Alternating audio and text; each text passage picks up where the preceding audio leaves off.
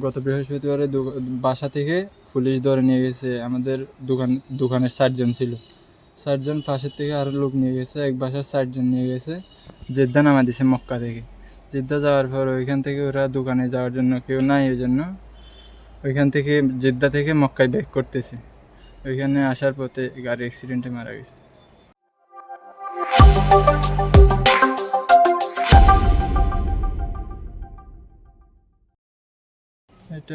এটা তো আমরা খবর পাই না, আমরা খবর পাইছি হচ্ছে সোমবারে।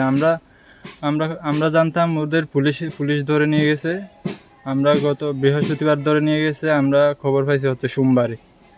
মাঝখানে 4 দিন মিসিং ছিল। মিসিংয়ের মধ্যে আমরা সবাই ভাবছি ওদের হয়তো কোথাও জেলখানায় দিছে, অথবা হাজতে দিছে, অথবা থানায় দিছে। সবাই আমাদের ওইখানে আত্মীয় স্বজনরা আছে, ওরা খোঁজাখুঁজি করছে জেলখানায়, থানায়, সব জায়গায় খোঁজাখুঁজি করার পর কোথাও পাচ্ছিল না। পরে একামা নিয়ে কপিল গেছিল। কপিল যাওয়ার পরে বলছে উনি মারা গেছে গত বৃহস্পতিবারে গাড়ি অ্যাক্সিডেন্টে। বৃহস্পতিবারে গ্রেপ্তার হয়েছে, বৃহস্পতিবার, সোমবার, শুক্র, শনি, রবি, সোম, 4 দিন। 4 দিন পর। আপনার মৃত্যুর কয়দিন পর খবর পাইছেন? ওই দিনেই পাইছেন খবর? আমরা সোমবারই খবর পাইছি। আচ্ছা আচ্ছা। আপনার ভাইয়ের নামটা কি? সাইফুল ইসলাম। কি করতেন সৌদি আরবে? কোথায় কাজ করতেন? সৌদি আরবে মক্কায় দোকান করতেন। আপনার আব্বার নাম কি? আব্দুল মান্নান।